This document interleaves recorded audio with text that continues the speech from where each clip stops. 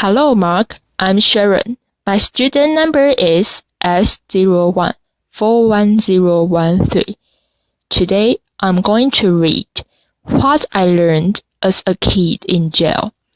We need to change the culture in our jails and prisons, especially for young inmates.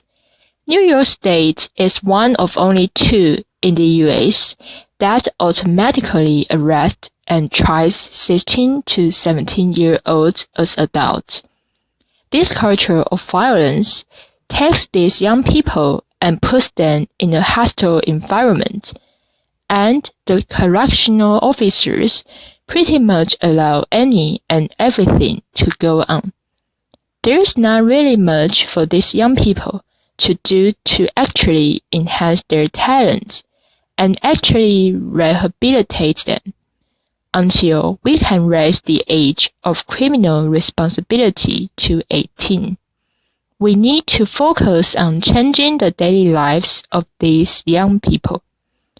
I know firsthand, before I ever turned 18, I spent approximately 400 days on Rikers Island, and to add to that, I spent almost 300 days in solitary confinement. And let me tell you this. Screaming at the top of your lungs all day on your cell door, or screaming at the top of your lungs out the window, it gets tiring, since there's not much for you to do while you are in there. You start pacing back and forth in your cell. You start talking to yourself.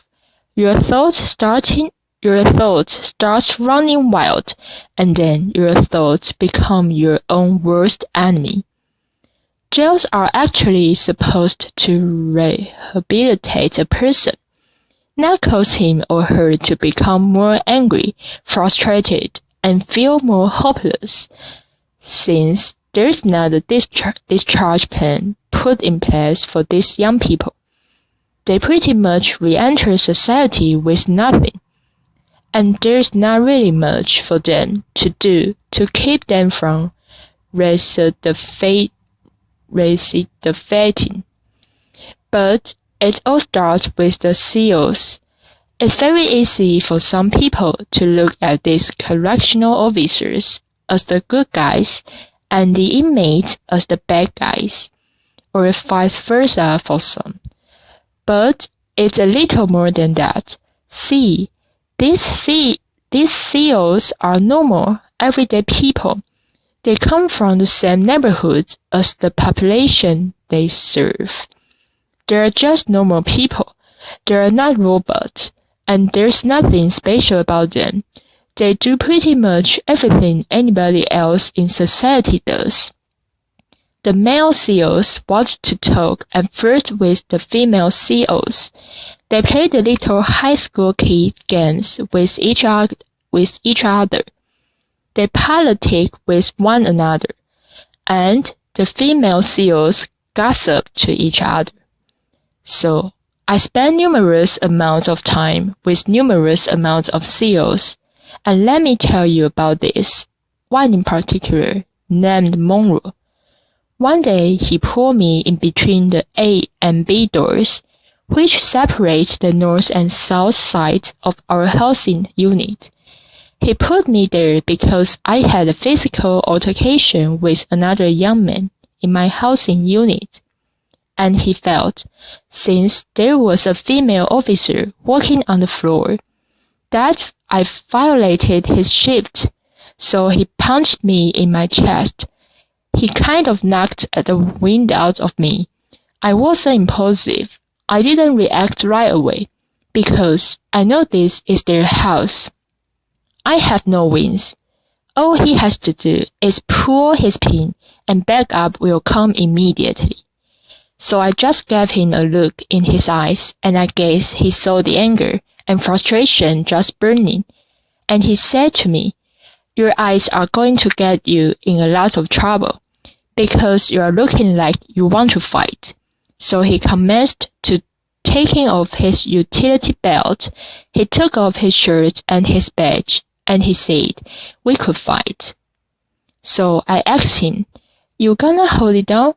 No, that's a term that's commonly used on Riker Island, meaning that you're not going to say anything to anybody, and you're not going to report it, he said.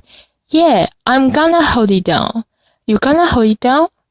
I didn't even respond. I just punched him right in his face, and we began fighting right then and there. Towards the end of the fight, he slammed me up against the wall. So while we were tussled up, he said to me, "You good?" As if he got the best of me. But in my mind, I know I got the best of him, so I replied very cocky. "Oh, I'm good. You good?" he said. "Yeah, I'm good. We let go. He shook my hand, said he gave me my respect, gave me a cigarette, and sent me on my way. Believe it or not, you come across some SEALs on Rikers Island that'll fight you one-on-one. They feel that they understand how it is, and they feel that I'm going to meet you where you are at. Since this is how you commonly handle your dispute, we can handle it in that manner. I walk away from it like a man. You walk away from it like a man, and that's it. Some SEALs feel that they are jeering with you. This is why they have that mentality and that attitude, and they go by that concept. In some instances, we are in it together with the SEALs. However, institutions need to give these correctional officers proper trainings on how to properly deal with the adolescent population. And they also need to give them proper trainings on how to deal with the mental health population as well. These SEALs play a big factor in these young people's lives for X amount of time, until a disposition is reached on their case. So, why not try to mentor these young people while they are there? Why not try to give them some type of insight to make a change? So once they re-enter back into society, they are doing something positive. A second big thing to help our teens in jails is better programming. When I was on Rikers Island, the huge thing was solitary confinement. Solitary confinement was originally designed to break a person's mentally, physically, and emotionally. That's what it was designed for. The U.S. Attorney General recently released a report stating that they are going to ban solitary confinement in New York State for teens. One thing that kept me sane while I was in solitary confinement was reading. I tried to educate myself as much as possible. I read anything and everything I could get my hands on. And aside from that, I wrote music and short stories. Some programs that I feel would benefit our young people are art therapy programs for the kids that like to draw and have that talent. And what about the young individuals that are musically inclined? How about a music program for them that actually teaches them how to write and make music? Just a thought. When adolescents come to Rikers Island, C-74, RNDC is the building that they are housed in. That's nicknamed Gladiator School because you have a young individual coming in from the street, thinking that they are tough, being surrounded by a bunch of other young individuals from all of the 5 boroughs, and everybody feels that they are tough. So, now you have a bunch of young gentlemen poking their chests out, feeling that I have to prove I'm equally as tough as you, or I'm tougher than you, and you. But let's be honest, that culture is very dangerous and damaging to our young people. We need to help institutions and these teens realize that they don't have to lead the previous lifestyle that they led when they were on the street, that they can actually make a change. It's sad to report that while I was in prison, I used to hear dudes talking about when they get released from prison, what type of crimes they are going to commit when they get back in the street. The conversations used to sound something like this. Oh, when I hit the street, my brother got this connection for this, that and the third. Or, my man over here got this connection for the low price. Let's exchange information, and when we hit the town, we're going to do it real big. I used to hear these conversations and think to myself, wow, these dudes are really talking about going back in the street and committing future crimes. So I came up with a name for that. I called it a go back to jail quick scheme. Because really, how long is that going to last? You get a retirement plan with that. Nice little pension. 401k, 403b. You get health insurance. Gentle. But I will tell you this. Being in jail and being in prison, I came across some of the most intelligent, brilliant, and talented people that I would ever meet. I've seen individuals take a potato chip bag and turn it into the most beautiful picture frame. I've seen individuals take the state soap that's provided for free and turn them into the most beautiful sculptures that would make Michelangelo look like a kindergartner made it.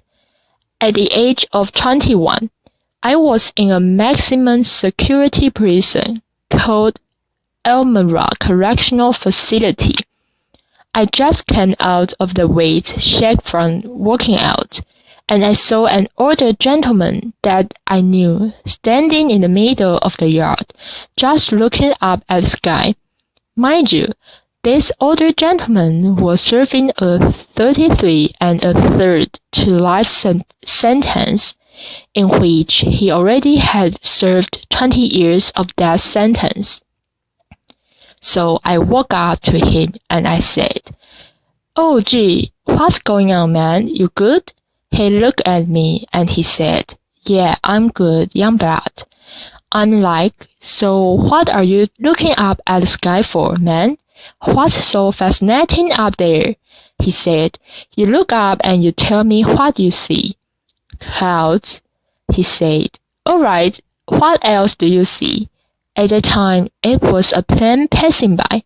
I said, "All right, I see an airplane." He said, "Exactly. What on that airplane?" "People." "Exactly. Now, where's that plane and those people going?" "I don't know." "You know? Please let me know if you do. Then let me get some lottery numbers."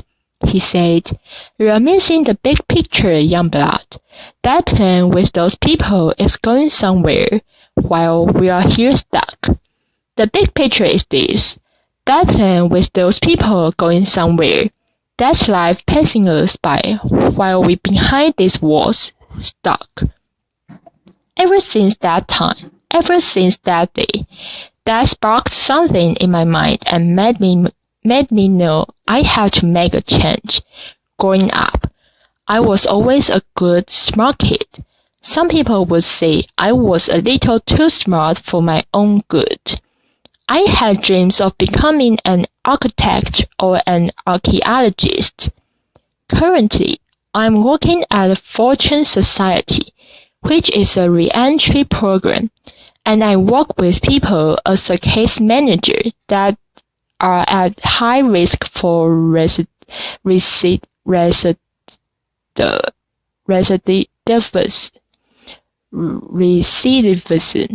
So I connect them with the services that they need once they are released from jail and prison, so they can make a positive transition back into society.